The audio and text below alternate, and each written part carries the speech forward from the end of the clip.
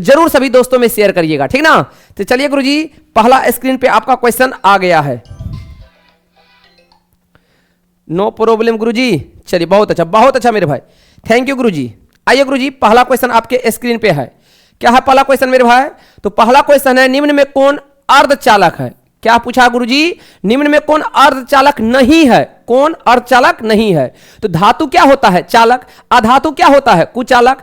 और उपधातु क्या होता है? अर्धचालक होता है। तो कह रहा इसमें कौन अर्धचालक नहीं है? सिलिकॉन तो है, जर्मेनियम तो है, कौन नहीं है? आप कहोगे पारा। पारा को मरकरी भी कहते हैं, जिसका सिंबल क्या होता है? Hg, और परमाणु संख्या होता है 80। तो याद रखिएगा, आपका अर्धचालक कौन नहीं है? आप कहोगे गुरुजी राइट आंसर ऑप्शन का सी यानी Hg हो जाएगा, यानी पारा। आगे बढ़ जाए गुरुजी। बिल्कुल मेरे भैया, सभी क्वेश्चन सिलेक्टेड क्वेश्चन है, उड़ाना है, नो प्रॉब्लम गुरुजी। वोल्ट बटे एम्पियर प्रदर्शित करता है। सुनो, आपको पढ़ाएं ओम्स लॉ। क्या होता है? V बढ़ेगा तो I क्या होगा? बढ़ेगा। तो V बराबर क्या होता है? आप कहोगे I इंटू आर। तो गुरुजी R बराबर क्या होगा? आप कहोगे V बटा I। अरे बोल लो यस सर। तो V का मान क्या होता है? V का होता है वोल्ट। V का क्या होता है? आप कहोगे वोल्ट होता है गुरुजी। V का होता है वोल्ट। और I का क्या होता है? एम्पियर होता है। अरे बोल लो यस सर। यानी क्या? वोल्ट बटा एम्पियर। गुरुजी राइट आंसर क्या होगा? बता दो मेरे भाई। वोल्ट बटे एम्पियर किसका होता है? आप कहोगे ओम का। गुरुजी राइट आंसर क्या होगा? सी। आगे बढ़ जाएं, बिल्कुल ओम्स का नियम पढ़ाएंगे। देखो, विद्युत प्रतिरोध यानी प्रतिरोध क्या होता है? इस तरह से दिखाते हैं प्रतिरोध को, आर से दिखाते हैं। विद्युत प्रतिरोध का ऐसा ही मात्रा क्या होता है? आप कहोगे गुरुजी आर को ऐसे लिखते हैं 2, बताओ, जैसे 2 ओम तो लिखते हैं ना। तो प्रतिरोध का ऐसे मात्रा क्या होगा? ओम, यानी ऑप्शन का सी। उड़ा देना है, उड़ा देना है गुरुजी। Oh my God. चलते हैं अगला क्वेश्चन पे, एकदम उड़ाइए गुरुजी, नो प्रॉब्लम। चलिए बहुत अच्छा मेरे भाई, यस सर यस सर। चलिए आगे बढ़ जाएं। चलिए बहुत अच्छा मेरे भैया। चलिए गुरुजी, क्या है गुरुजी? लघुपथन। क्या है गुरुजी? लघुपथन के समय परिपथ में विद्युत धारा का मान होता है। मेरे भाई सुनो, बहुत अच्छा क्वेश्चन है गुरुजी। कह रहा क्वेश्चन में कि लघुपथन के समय परिपथ में विद्युत धारा का मान क्या होता है? आप कहेंगे बहुत अधिक बढ़ जाता है। क्या होता है? बहुत अधिक बढ़ जाता है। ऑप्शन सी हो जाएगा। आगे बढ़े गुरुजी। चलिए, कह रहा डायनेमो किस सिद्धांत पर आधारित है? बताना है मेरे भैया। डायनेमो जो है आपका, वो किस सिद्धांत पर आधारित है, यानी डायनेमो किस सिद्धांत पे कार्य करता है? चलिए नो प्रॉब्लम गुरुजी, बहुत अच्छा मेरे भैया। डायनेमो किस सिद्धांत पर आधारित है? आप कहोगे विद्युत चुंबकीय प्रेरण पे। बिल्कुल मेरे भैया, डायनेमो जो है किस सिद्धांत पे आधारित है, कार्य करता है? तो विद्युत चुंबकीय प्रेरण, जिसको EMI कहते हैं, इलेक्ट्रोमैग्नेटिक इंडक्शन। ठीक है सर। आगे बढ़ जाए भैया, बोलो यस सर। चलिए, एकदम धुआं उड़ाना है, नो प्रॉब्लम गुरुजी। चलिए देखिए, अगला है गुरुजी, श्वेत प्रकाश की किरण जब किसी प्रिज्म से होकर गुजरती है तब जो रंग वर्ण सबसे अधिक विचलित होता है वह क्या कहलाएगा? ओ माय गॉड, बैगनी। क्या कहलाएगा गुरुजी? सबसे अधिक विचलित होती है बैगनी, और सबसे कम विचलित होती है तो लाल। ठीक है सर, यस सर। आगे बढ़ जाते हैं, उड़ाना है सभी क्वेश्चन को गुरुजी। चलिए आगे बढ़ जाएं गुरुजी, नो प्रॉब्लम। चलिए बहुत अच्छा। अपने लेंस की फोकस दूरी को बदलकर दूर या निकट की वस्तु को साफ साफ देख सकने की आंख के गुण को क्या कहते हैं? सामंजन क्षमता। क्या कहते हैं गुरुजी? अपने लेंस की फोकस दूरी को बदल कर दूर या निकट वस्तु को साफ साफ देख सकने की आंख के गुण को क्या कहते हैं? सामंजन क्षमता कहते हैं। उड़ाना है गुरुजी, आगे बढ़ जाते हैं। चलिए देखिए, 2D क्षमता वाले लेंस का फोकस अंतर होगा। कह रहा 2 डायोप्टर अगर क्षमता वाले लेंस का फोकस अंतर होगा। चलिए बहुत अच्छा मेरे भैया। कितना होगा गुरुजी? तो आप याद रखेंगे कितना होगा? 50 सेंटीमीटर। कितना होगा गुरुजी? 50 सेंटीमीटर।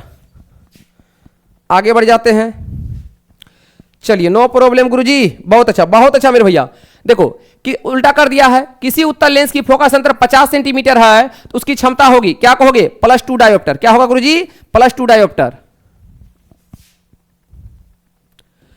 चलिए आगे बढ़े सर। प्रकाश की किरणों के समूह को क्या कहते हैं? किरणपुंज कहते हैं। प्रकाश के किरणों के समूह को क्या कहते हैं? किरणपुंज कहते हैं, या ऐसे भी जानते हैं किरणें के समूह को किरणपुंज कहा जाता है। आगे बढ़ जाएं, बताओ कोशिका झिल्ली किस प्रकार की झिल्ली होती है? कोशिका झिल्ली प्रागमय, अपरागमय, अर्धपरागमय, इनमें से कोई नहीं। अर्धपरागमय होती है, सेमी परमेबल होता है।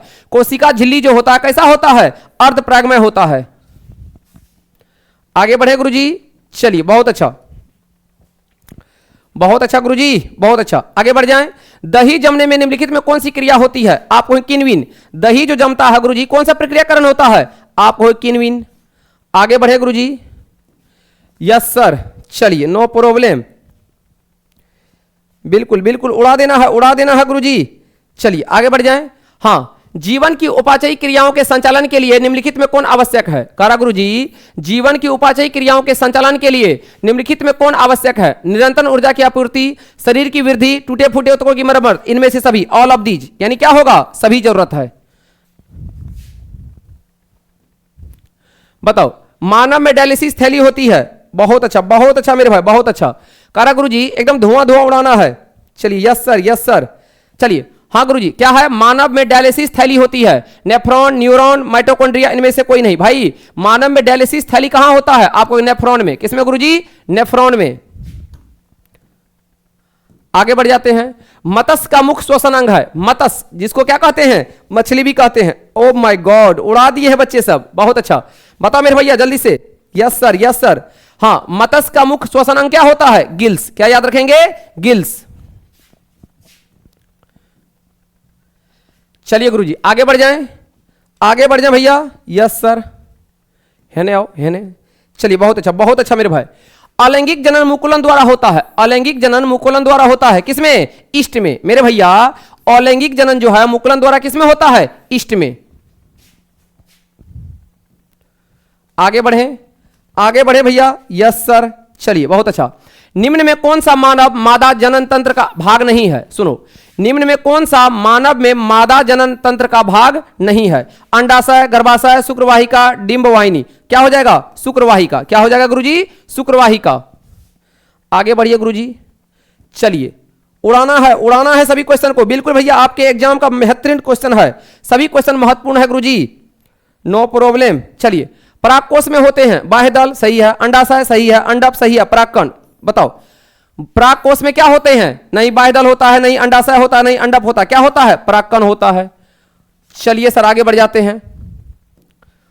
उड़ा दिए हैं बच्चे सब, नो प्रॉब्लम गुरुजी। बताओ, सौर ऊर्जा जीव मंडल में निम्न में किसके द्वारा प्रवेश करती है? सुनो, सौर ऊर्जा जो है जीव मंडल में निम्न में किसके द्वारा प्रवेश करती है? तो हरे पौधे। किसके द्वारा गुरुजी? हरे पौधे। अरे उड़ाना है गुरुजी खाली क्वेश्चन को। आगे बढ़ जा भैया, आगे बढ़ जाएं। बताओ, ओजोन परत महत्वपूर्ण है क्योंकि वह अवशोषित करती है। करा ओजोन परत जो है वो महत्वपूर्ण है क्योंकि वह अवशोषित करती है उष्मा को, पराबैंगनी किरणें को, सूर्य की उष्मा को, अवरक्त किरणों की। भाई क्या हो जाएगा? ऑप्शन का बी, पराबैंगनी किरणों को। भैया ओजोन परत महत्वपूर्ण है क्योंकि वह अवशोषित करता है किसको? पराबैंगनी किरणों को। आगे बढ़ जा भैया, आगे बढ़ जा गुरुजी। Yes sir. सरदार सरोवर बांध किस नदी पर स्थित है? भैया कारा गुरुजी, सरदार सरोवर बांध जो है किस नदी पर स्थित है? तो नर्मदा नदी पे। किस पे गुरुजी? सरदार सरोवर बांध किस नदी पर स्थित है? तो नर्मदा नदी पर स्थित है। आगे बढ़े गुरुजी। बताओ, एकदम ध्यान से उड़ाना है सभी क्वेश्चन को, नो प्रॉब्लम गुरुजी। आगे बढ़े। हाँ, टिहरी बांध। भैया टिहरी बांध किस नदी पर स्थित है? आप होगे गंगा। कहां गुरुजी? गंगा। टिहरी बांध किस नदी पर स्थित है? आप होगे गंगा। एकदम उड़ाना है मेरे भाई, मजा आ रहा है गुरुजी तो एकदम शेयर करना है सभी दोस्तों को।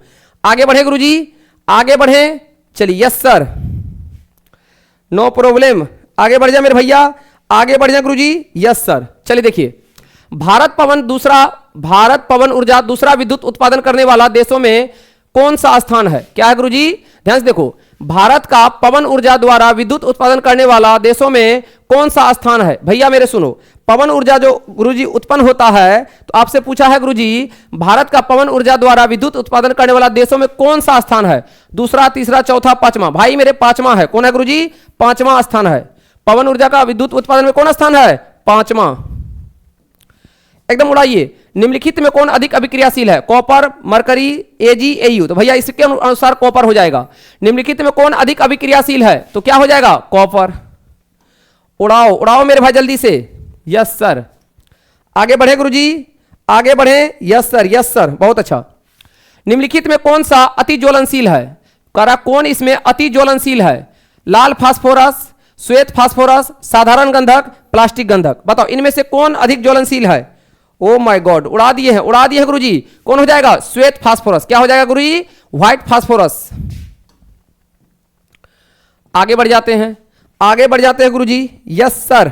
चलिए, विद्युत अपघटनी परिष्करण में अशुद्ध धातु को बनाया जाता है। कैसा? विद्युत अपघटनी परिष्करण में अशुद्ध धातु को बनाया जाता है किस पे?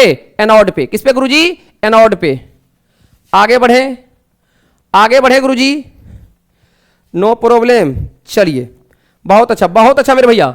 कारा गुरुजी निम्नलिखित में कौन सबसे अधिक अभिक्रियाशील धातु है? भैया बताओ। तो सबसे अधिक अभिक्रियाशील कौन है? आप हो गए पोटासियम। भैया पोटासियम के सबसे अधिक अभिक्रियाशील धातु है। याद रखेंगे अभिक्रियाशील सीरीज जो आपको लिखाए थे, रेडियो एक्टिव सीरीज धातु और अधातु चैप्टर में, जो नहीं पढ़े हैं प्लेलिस्ट में, बोर्ड कैरियर क्लासेस के प्लेलिस्ट में जाइएगा, साइंस क्रैश कोर्स में बिल्कुल फ्री ऑफ कॉस्ट चल रहा है मेरे भाई आप लोगों को। उसमें धातु अधातु बिल्कुल बेहतरीन ढंग से सभी चैप्टर पढ़ाया गया है, पूरा केमिस्ट्री समाप्त कर दिए हैं। तो सबसे अधिक अभिक्रियाशील धातु कौन है? आप हो गए पोटासियम। 27 का क्या हो जाएगा? ऑप्शन का डी। मारो टान के टिक, आगे बढ़ जाते हैं।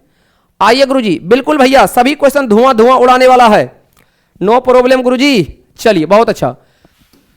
आधुनिक आवर्त के नियम के अनुसार, यानी आधुनिक आवर्त सारणी जो मोस्ले दिया था, आधुनिक आवर्त नियम के अनुसार तत्वों का गुणधर्म परमाणु द्रव्यमान का आवर्त फलन होता है। नहीं भरे भैया, किस पे? परमाणु संख्या। मेंडलीफ दिया था, ये मेंडलीफ दिया था किस पे? आप कहोगे परमाणु द्रव्यमान पे। लेकिन मोस्ले जो दिया था, अरे बोलो, मोस्ले किसके आधार पे दिया था? परमाणु संख्या के आधार पे। तो भैया आधुनिक आवर्त नियम के अनुसार तत्वों का गुणधर्म है, बोलो, परमाणु संख्या आवर्त फलन होते हैं। आगे बढ़ जाए गुरुजी, उड़ाओ उड़ाओ गुरुजी जल्दी से। ओ माय गॉड, बताइए। हाँ, आधुनिक आवर्त सारणी, हाँ, मेंडलीफ का पिता मेरे भाई पूछे तो सुनो ध्यान से, आधुनिक आवर्त सारणी का पिता मोस्ले को, लेकिन पीरियोडिक टेबल का यानी आवर्त सारणी का पिता बोले तो मेंडलीफ ही है। गुरुजी आधुनिक आवर्त सारणी में बाईं से दाईं जाने पर परमाणु साइज क्या होता है? भैया सुनो, ध्यान सुनो, आधुनिक आवर्त सारणी में जब बाईं से कहां जाते हैं? दाईं की ओर, तो परमाणु का साइज क्या होता है? आकार घटता है। उड़ा दिए हैं मेरे भाई, उड़ा दिए हैं गुरुजी, नो प्रॉब्लम। आगे बढ़ जाएं। आधुनिक आवर्त सारणी में बाईं से दाईं जाने, अच्छा एक मिनट मेरे भैया, बिल्कुल गुरुजी, बढ़ता है। क्या होता है गुरुजी? सॉरी भाई, बढ़ता है। आधुनिक आवर्त सारणी में बाईं से दाईं जाते हैं तो परमाणु का साइज क्या होता है? बढ़ता है। आगे बढ़ जाए गुरुजी, आगे बढ़े मेरे भैया। यस सर, बहुत अच्छा। हाँ, वुल्फगांग डोबेराइन किस देश में संबंधित है? वुल्फगांग डोबेराइन किस देश से संबंधित है? तो भैया जर्मनी। किससे संबंधित है? जर्मनी से। मेरे भाई याद रहेगा गुरुजी? अरे बोल लो, यस सर। तो भैया ये जितना क्वेश्चन करवाए हैं सभी आपके एग्जाम के दृष्टिकोण से बहुत ही वीवीआई है, ठीक ना? तो एकदम मेरे भाई आप लोग को अधिक से अधिक क्या करना है? क्लास को शेयर करना है, ठीक ना गुरुजी? अधिक से अधिक अपने दोस्तों में क्या करना है? क्लास को शेयर करना है, लाइक करना है। और अगर आप न्यू हैं तो एकदम मेरे भाई, अगर आप न्यू हैं तो क्या कर लेंगे? सब्सक्राइब कर लेंगे, ताकि हर वो नोटिफिकेशन आपको अपना परिवार यानी बोर्ड कैरियर क्लासेस से सबसे पहले पहुंचे। ठीक है गुरुजी, थैंक यू, धन्यवाद। इसी तरह से आप लोग को और अगर कोई भी डाउट हो तो कमेंट बॉक्स में जरूर कमेंट करिएगा, सारा आप लोग का डिमांड पूरा होगा, ठीक ना? क्योंकि आपके भाई जो है धुआं धुआं करते हैं। थैंक यू मेरे दोस्त, लव यू।